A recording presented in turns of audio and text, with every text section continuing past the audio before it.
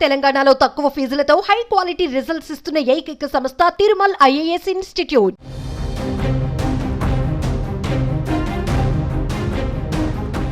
Welcome to Suman TV. ప్రస్తుతం నేను SLBC project ఎక్కడైతే ప్రారంభమవుతుందో ఆ ప్లేస్లో ఉన్నాను.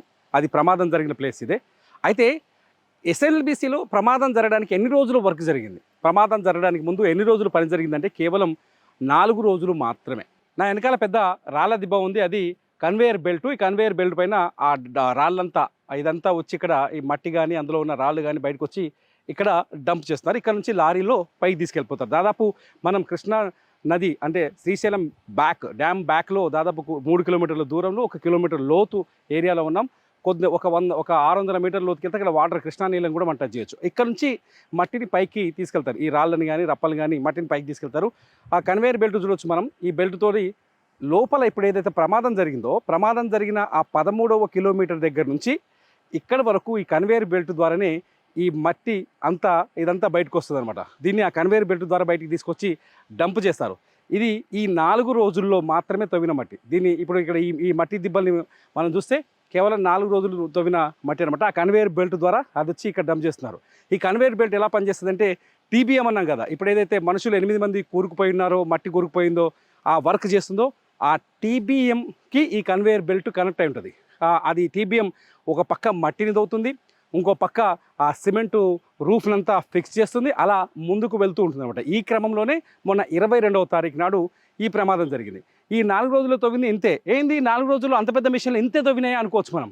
నిజానికి ఎస్ఎల్బిసిలో లోపల వర్క్ ఎంత జరుగుతుందో తెలుసా?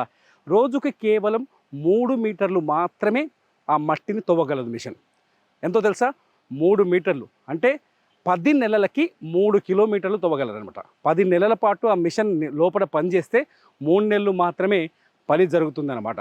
సో రోజుకు 3 మీటర్లు అంటే ఎన్ని రోజులు పట్టాలి చెప్పండి? మొత్తం 44 కిలోమీటర్లు దాదాపు ఇది పూర్తి చేయాలి.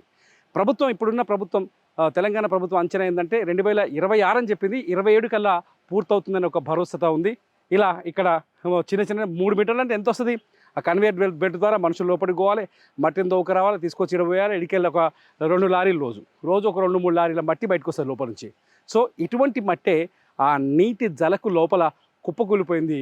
ఆ మట్టి కింద ఇప్పుడు మనుషులు చేరారు. అయితే ఇక్కడ కొంత ఆశాజనకమైన విషయం ఏంటంటే ఏదైతే మట్టి ఫాల్ జరిగిందో, అక్కడ ఏదైతే మట్టి కుప్పకూలిందో ఆ మిషన్ ఏదైతే టీబీఎం ఉందో, టీబీఎంలో కూడా కొంచెం అంటే ఓ కవరేజ్ ప్లేస్ ఉందని, అక్కడ స్పేస్ ఉంది, అలా ఫోన్లు కొంత రింగ్ అవుతున్నాయని చెప్పేసి ఎన్డీఆర్ఎఫ్ వాళ్ళు చెప్తున్నారు, లోపలికి వెళ్ళిన వాళ్ళు చెప్తున్నారు, ఆపరేషన్ని చేస్తున్న వాళ్ళు. ఒకవేళ వాళ్ళు స్పృహ కోల్పోయి ఉండొచ్చు. ఫోన్ రింగ్ చేస్తే మోగుతుందని చెప్తున్నారు, రింగ్ అవుతుందని చెప్తున్నారు, కానీ ఎత్తలేకపోతున్నారు.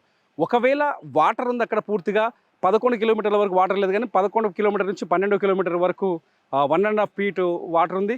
12 నుంచి 10 లాస్ట్ వరకు 2 ఫీట్ల వరకు వాటర్ ఉన్నట్టు చెప్తున్నారు. ఒకవేళ మిషన్ నీళ్ళలో మునిగిపోయి ఉంటే, వాళ్ళు బయట ఉండి మట్టిలో కూరుకుపోయి ఉంటే ఫోన్లు పాడైపోయేటివి. ఫోన్లు బాగానే ఉన్నాయి కాబట్టి అందులో ఉన్న వాళ్ళు బతికే ఛాన్సెస్ ఎక్కువగా ఉన్నాయనేది కూడా ఒక అంచనాగా తెలుస్తుంది. మొత్తానికైతే ఆపరేషన్ ఇవాళ కూడా కొనసాగుతుంది. కాసేపట్లో కొంత అప్డేటెడ్ విషయాలు తెలిసే అవకాశం ఉంది. ఇది మొత్తానికి చాలా సింపుల్గా చెప్పాలంటే ఈ మట్టి గురించి చెప్తే రోజుకు 3.5 మీటర్లు మాత్రమే తవ్వుతారు. ఆ 3.5 మీటర్లు తవ్వే కెపాసిటీ మాత్రమే టీబీఎంకి ఉంది. ఆ 3.5 మీటర్ల మట్టిని బయట తీసుకెళ్తారు. సో ఇలా ప్రాజెక్టులు సాధారణంగా మెల్లగా జరుగుతాయి, చాలా జాగ్రత్తగా జరుగుతాయి. సో ఇదనమాట అసలు కథ.